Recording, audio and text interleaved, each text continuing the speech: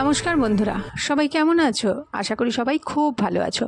বড়দের জানাই আমার সশ্রদ্ধ প্রণাম, ছোটদের জন্য রইল অনেক আদর, ভালোবাসা আর আশীর্বাদ। চলে এলাম কাকুলির ক্যানভাসের একটি নতুন পর্বে। বন্ধুরা, আমি দেখছি কাকুলির ক্যানভাস চ্যানেলে অনেক নতুন নতুন বন্ধু এসেছো, কিন্তু তোমরা অনেকেই সাবস্ক্রাইব করোনি। তোমরা আজ সাবস্ক্রাইব করো এবং আমার পরিবারের সঙ্গে অটুট বন্ধনে যুক্ত হয়ে যাও। আমি আমার কিছু অভিজ্ঞতার কথা তোমাদের শেয়ার করব, শুনতে থাকো।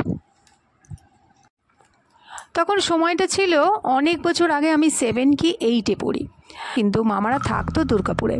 সেই জন্য ওই দুর্গাপুরেই একটি বাংলো ভাড়া করা হয়েছিল মামাদের সবারই।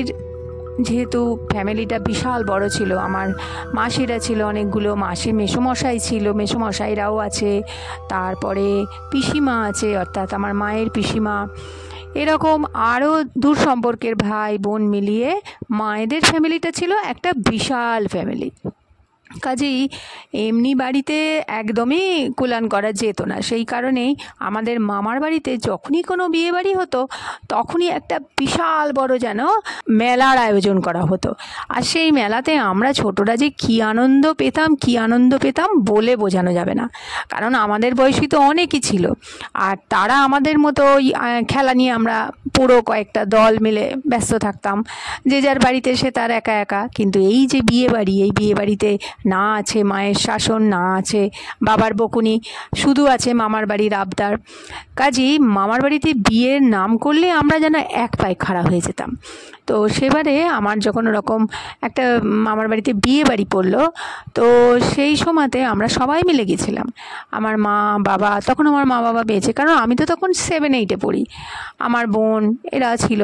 তো দুর্গাপুরের ওই যে বাংলো বাড়িটা নেওয়া হয়েছিল, সে বাংলো বাড়িটার নিচের তলাটাতেও কয়েকটা ঘর ছিল, ওপরের তলাটাতেও কয়েকটা ঘর ছিল। আমাদের মায়েরা, মাসিরা, সবাই মাইমারা সব একটা ঘরে, ওপরের একটা বিশাল ঘরে মেয়েরা এক জায়গাতে থাকতো, আর ছেলেরা সব এক জায়গাতে থাকতো, একটা ঘরে থাকতো। অর্থাৎ বাপি মানে আমার বাবা, মেসোমশাই, মামারা এরা সব একটা ঘরে থাকতো। আর নিচের ঘরে থাকতো ওই যারা রাঁধুনি। তারপরে এই প্রসঙ্গে তোমাদের বলে রাখি, সেই সময়তে কিন্তু মিষ্টির দোকান থেকে আসতো না, বাড়িতেই ভিএন বসিয়ে মিষ্টি তৈরি করা হতো। সারাদিনে রসগোল্লা খাওয়া হবে, পান্তুয়া খাওয়া হবে, বোঁদে খাওয়া হবে, এগুলো কিন্তু সব ঘরে করা হতো। জিলিপি ঘরে করা হতো। আর ওই ভিএনে যে ভিএন বসতো, তো ওই ভিএনে যখন সেইগুলো তৈরি হতো, ওগুলো সব টিনে করে করে করে নিচে স্টোর রুমে রাখা থাকতো। আর স্টোর রুমের পাশে আর একটা ঘর ছিল, সেটাও স্টোর রুম ছিল। সেখানে ওই ডেকোরেটরের যে বড় বড় ডেকচি, কড়াই এগুলো থাকে না, ওগুলো সব ওখানে রাখা থাকতো। আর তার পাশের ঘরটায় থাকতো বড় বড় শতরঞ্চি, বড় বড় তোশক, বালিশ, চাদর। এতগুলো লোক এসছে, তারা সব ওখান থেকেই নিয়ে নিয়ে যে যার ঘরে বিশাল বড় বড় বিছানা পাতা হতো। মানে সে একটা বিশাল মজার ব্যাপার, বলে বোঝানো যাবে না। তো ওরকমই বিয়েবাড়িতে গেছি, তো ওরকম হয়েছে রাত্রির বেলায় সব বক বক বক বক করতে করতেই রাত্রির সব 1:30 2টো এরকম বেজে যেত। তো সেবারে হয়েছিল কি, ঠিক বিয়ের আগের দিন রাত্রিরে, আমরা আইবুড়ো ভাতের দিন সকালে পৌঁছেছি, তো ওরকমই আগের দিন রাত্রিরে সব বক বক করে গল্প টল্প করে সব আমরা শুয়ে পড়েছি। এবার আগেই বলেছি যে আমরা সব মেয়েরা একটা ঘরে শুয়েছি, আর মায়ের যে পিসিমা ছিল তিনি একটা ঘরেই থাকতেন, ছোট একটা ঘর তাকে দেওয়া হয়েছিল। তিনি তার পুডলি পাডলা নিয়ে, হাতে তো সবসময়তে ওই জব করতেন না, জবের ওই পুডলিটা নিয়ে তিনি ঘরেই থাকতেন। আর ওই একটা শতরঞ্জি ছিল, একটা জলের ঘটি ছিল, আর ওনার ভীষণ ছুঁচি বায়গ্রস্ত ছিল। ছুঁচি বায়গ্রস্ত এই কারণেই বলছি, আগেকার যুগের মহিলা তো, বিধবা মহিলা, তারা ভীষণ এগুলো মানতেন। তারা কারো ছোঁয়া নাড়া খেতেন না। মিষ্টি তৈরি করে তার জন্য আগে বেশ কয়েকটা ওই ক্যানে দিয়ে যাওয়া হতো। উনি মানে উনি ওনার সময় মতো মিষ্টি খেতেন। বাড়িতেও নাকি উনি ঠিক একদম সে ব্রহ্ম মুহূর্তে ওঠা বলে না, 4টের সময় উঠে উনি স্নান করতে যেতেন। আগে তো গঙ্গায় যেতেন, কিন্তু পরে পরে সবাই বারণ করাতে উনি বাড়িতেই স্নান করে নিতেন, কিন্তু খুব ভোরবেলায়। আর ওই বাড়ির টয়লেটটা ছিল একতলায়, সবাই দোতলায় শুয়েছে, ওই বাড়ির টয়লেটটা ছিল একতলায়। আমরা সবাই শুয়ে পড়েছি গল্প টল্প করে। এইবারে হয়েছে কি, সমস্যাটা তো আমিই পাকাবো আমি জানতাম। ঠিক মাঝ রাত্রিরে, ঘড়িটা তখন আমি দেখিনি, আমার খুব জোর টয়লেট পেয়েছে। আমি তো মাকে ডাকছি, ও মা ওঠো না, ও মা ওঠো না, আমি টয়লেট যাব। মা বলছে যে যা না, যা ঘুরে আয়। এইবার ভাবো, ওই বাড়িতে দোতলা থেকে একতলায় নেমে তারপরে সিঁড়ি দিয়ে বাঁ দিকে গিয়ে টয়লেট। এবার তখনও তো আলো ফোটেইনি, অন্ধকার বাইরেটা, আর সিঁড়িতে একটা টিম টিম করছে আলো, আর ঘরের আলো তো প্রায় নেবানোই, ছোট আলো একটা জ্বলছে, কেউ আলো জ্বেলে ঘুমোতে পারে না বলে ছোট আলো জ্বালানো। এবার আমার তো আসতে ভয় লাগছে, আমি মাকে সমানেই ডেকে যাচ্ছি, ও মা ওঠো না, ও মা ওঠো না। তো মা বলছে ওরে বাবা উঠে পড়েছে, পিসিমা উঠে পড়েছে, তুই যা, পিসি দিদা উঠে পড়েছে, যা তুই যা করে আয়, কোনো অসুবিধা নেই, দেখ পিসি দিদা দেখবি সিঁড়ির পাশের ঘরেই আছে, ও জেগে আছে। তো আমি আস্তে আস্তে নামছি, চারপাশ দেখতে দেখতে সিঁড়ি দিয়ে নেমে এসে এবারে হয়েছে কি, টয়লেটটার সামনে দেখছি যে টয়লেটটা বন্ধ, সামনেটা এসে দাঁড়ালাম, দেখছি ভেতরে জলের আওয়াজ হচ্ছে খলখল করে। তো আমার তো আর বুঝতে বাকি নেই যে ওটা পিসি দিদা ঢুকেছে। তো পিসি দিদা ঢুকে গেছে, আমি চুপচাপ বাইরে দাঁড়িয়ে আছি।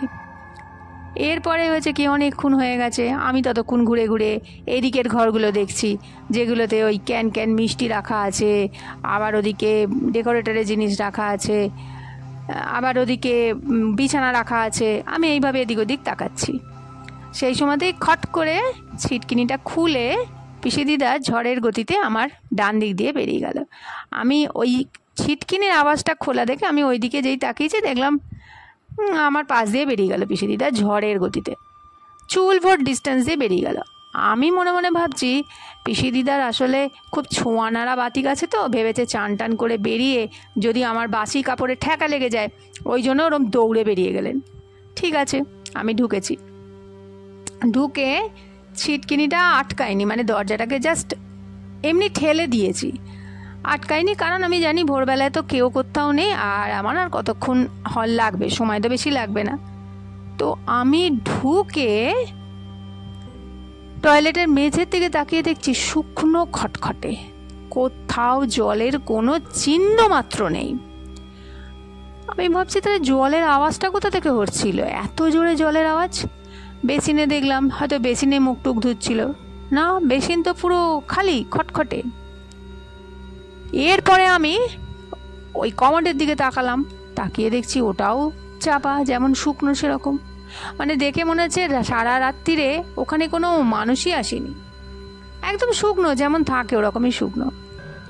আমি তো ভাবছি যা বাবা, আমি ভেতরে অত জোরে আওয়াজ পেলাম জলের, এদিকে কোনো জলই নেই। আমি কি করি, আমি আমার টয়লেট করে বেরিয়ে আবার এসে ওই ওপরে দোতলা ঘরে গেলাম, গিয়ে শুয়ে পড়লাম। দেখছি সবাই ঘুমোচ্ছে, তার মধ্যে আমি আস্তে আস্তে সাইড দিয়ে দিয়ে বিছানার পাশ দিয়ে, ওর বিছানার পাশ দিয়ে ফাঁক করে করে জায়গা করে গিয়ে শুয়ে পড়লাম। এরপরে হয়েছে কি, সারা দিনে তো বিয়ের তোড় জোড়, লোকজন আসা যাওয়া, হই হই করতে গিয়ে আমি পুরো ঘটনাটা ভুলে গেছি। আমিও তাই সারাদিনে খেলছি, মায়েরা মায়েদের কাজে ব্যস্ত, মাইমারা মাইমাদের কাজে ব্যস্ত, ছেলেরা ছেলেদের কাজে ব্যস্ত, ওদিকে লোকজন এ করছে, এরকম করতে করতে রাত্রিরে তো বিয়ে, এই বিয়েও এরকম সব হই হই হই হই করে কেটে গেছে। বেশিক্ষণ লাগেনি, 12:30 একটার মধ্যে মোটামুটি সবারই হয়ে গেছিলো, আর খেয়ে দিয়ে 1:30 নাগাদ সব শুতে চলে এলাম। শুয়েই তো সব ক্লান্ত, সব ঘুমিয়ে পড়েছে। ভোরবেলায় উঠে তখন 6টা 6:30, ওটা ভোর বললেও ভুল হবে, 6টা 6:30 নাগাদ মাসিরা ডাকাডাকি করছে, এই ওট ওট ওট, 6:30 চা খাবি তো, চা খাবি তো। এবার আমার ছোটো মাসির কাজ ছিল সব ঘরে ঘরে চা দেওয়া, একটা ট্রেতে করে একদম চায়ের এগুলো নিয়ে আসতো, বিস্কুট নিয়ে আসতো, এই সব চা খা করে ওঠাতো। আসলে যারা রান্না করতো তারা না খুব ভোরবেলায় উঠে চা পর্বটা সেরে দিত, বলতো যে এরপরে আমরা আমাদের ব্রেকফাস্টের মানে জলখাবার থেকে শুরু করব, লুচি তরকারি বোঁদে বা মিষ্টি কিছু তো বানাবে, তো ওইটা শুরু করব, তো তোমরা তাড়াতাড়ি করে চা পর্বটা শেষ করো। ওই জন্য ওরা একটু তাড়াতাড়ি চাটা করে দিত। তো চাটা নিয়ে ছোটো মাসিরা চলে এসছে, বকবক করছে।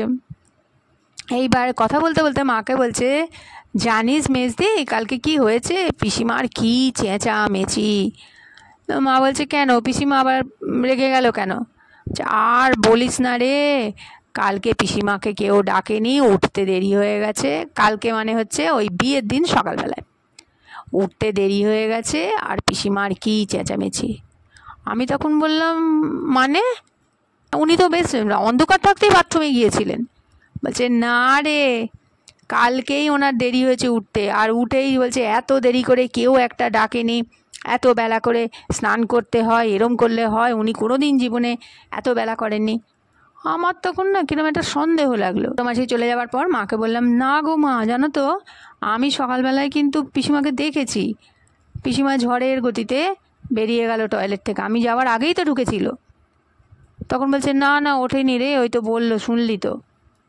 আমার তখন খুব খটকা লাগলো। তাই তো তখন আমার আস্তে আস্তে মনে পড়লো যে ওই যে ঘর বা মানে ওই যে টয়লেটে ওখানে কিন্তু সত্যিই কোনো জলের চিহ্ন ছিল না, এবং চুল ভোট ডিস্টেন্সে একটা সাদা মতো কিছু বেরিয়ে গিয়েছিল, কিন্তু সেটা পিসিমা নয়। তাহলে সেটা কে ছিল? যাই হোক, এরকম আমার মনে একটা সন্দেহ ঢুকলো যে ওটা কী দেখলাম। তাহলে আমি বিয়ে হয়ে গেছে, মাসি চলে গেছে শ্বশুরবাড়ি, তারপরে সব তত্ত্ব সাজিয়ে বউ ভাতও কেটে গেছে, তারপরের দিন সব যাবার পালা, সকালবেলায় উঠে খাওয়া দাওয়া সব জোগাড় হচ্ছে।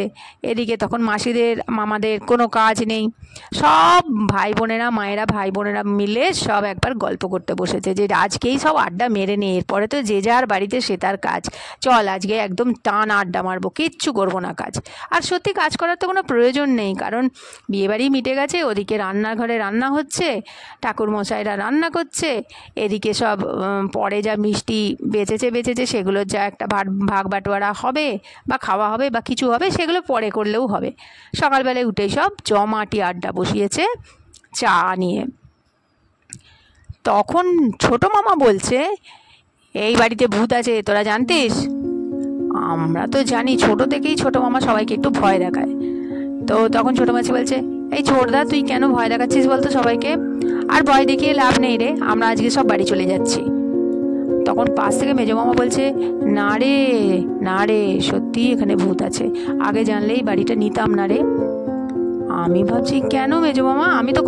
আমি তখন সরাসরি জিজ্ঞেস করছি যে কেন মেজো মামা, ভূত আছে, কে দেখেছে গো? তো তখন মেজো মামা বলছে, কে দেখেছে মানে কে দেখেনি, সবাই দেখেছে। ওই যে ঠাকুররা আসতো খুব ভোরবেলায় উঠেই, ওরা সব ওই বাসনগুলো বার করতো ওখান থেকে, ওরা দেখেছে টয়লেটের ওখান থেকে কেউ নাকি সাদা কাপড় পরে বেরিয়ে যেতে। আবার কেউ দেখেছে টয়লেটে ওই ভোরবেলার দিকে তো ওরা আসতো, এসে দেখতো যে দরজার কাছে কেউ দাঁড়িয়ে আছে, কেউ আবার দেখতো যে বাসনপত্র ধরে হিড়ির করে টানছে, মানে এরকমই। আর ঠাকুররা কিন্তু বাড়ি যেত না, ওরা কিন্তু ওখানেই থাকতো। ওদের নিচে একটা ঘর দিয়ে দেওয়া হয়েছিল, ওরা ওখানেই থাকতো। ওই বিয়ের কটা দিন ওরা ওখানেই ছিল। তার মধ্যে গঙ্গাদা বলে একজন ছিল, ও ছিল প্রায় আমাদের পরিবারের একজনই হয়ে গিয়েছিল। আমাদের বাড়ির যখনই কোনো অনুষ্ঠান হতো না, ওই গঙ্গাদাকে কিন্তু বলা হতো। তো গঙ্গাদা বলছে, না গো দিদি, ওখানে সত্যি এই বাড়িতেই আছে, কারণ আমি অনেকবার দেখেছি এদিক থেকে ওদিকে যেতে, ঘর থেকে ও ঘরে যেতে। তবে যেই যাক, সেটা সাদা মতো কিছু যেত, সাদা শাড়ির মতোই দেখে, মনে হতো সাদা শাড়ি পরে আছে। আর সে খুব ভোরবেলায় ওই রকম টয়লেটের ছিটকিনি খোলা, ছিটকিনি আটকানো আওয়াজ কিন্তু আমরাও পেয়েছি। আমি তখন তো বুঝলাম, তাহলে কি আমি তাকেই দেখেছি? মানে এরপরে পরিষ্কার বোঝা গিয়েছিল যে ওই যে টয়লেটে ওই বাংলো বাড়ি যেটা বলছি, সেই বাড়িতে সত্যিই ভূত ছিল। মানে সে একটা কিছু ছিল যেটাকে আমিও দেখেছিলাম। সেই হচ্ছে আমার জীবনের প্রথম অভিজ্ঞতা যে একটা প্যারানর্মাল কিছুর সঙ্গে সাক্ষাৎ হওয়া। বন্ধুরা, লাইক করে দিও, কমেন্ট করো, শেয়ার করো, আর তোমরাও ঘটনা পাঠাতে থাকো। আর যারা এখনও সাবস্ক্রাইব করোনি, তাদের কাছে একটাই অনুরোধ রইল, কী করছো, তাড়াতাড়ি সাবস্ক্রাইব করে দাও আর আমার পরিবারের সঙ্গে যুক্ত হয়ে যাও। পরের দিন চলে আসছি নতুন ঘটনা নিয়ে। ততক্ষণের জন্য সবাই খুব খুব ভালো থাকো, সুস্থ থাকো, আনন্দে থাকো, কাকুলির ক্যানভাসের সাথে থাকো। নমস্কার, ধন্যবাদ। আমার সমস্ত ভিউয়ার্সে জানাই অন্তর থেকে অজস্র ধন্যবাদ। এবারে বলবো তাদের কথা যারা আমাকে আগের পর্বে কমেন্ট করেছো। তারা হলেন মায়া সরকার, গীতা গোস্বাম এবং নীলু যশ। তোমাদের অন্তর থেকে অজস্র অজস্র ধন্যবাদ এবং ভালোবাসা জানাই।